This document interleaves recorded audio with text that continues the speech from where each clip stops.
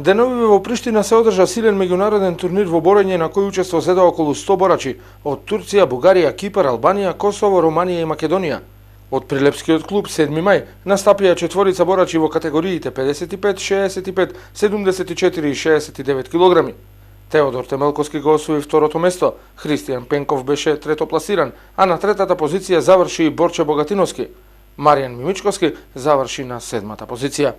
Познати се имињата на репрезентативците кои ќе настапат на балканските првенства во џудо за кадети и јуниори на 29 мај во Кикинда, Србија и 3 јуни во Бихач, Босна и Херцеговина.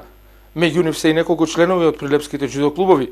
Кај кадетите Георгиевски, Јашари, Ангелов, Гешовски, Костов, Шерифовски, Динова, Трајческа, Макеска, Кача Никлич и Најдоска. Во јуниорска конкуренција Тодорчески, Пановски и Станоев.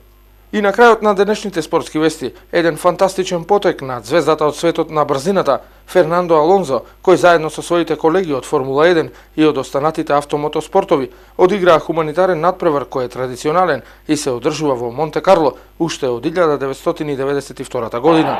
Алонзо од тимот на Макларен Хонда со гол кој ретко се гледа.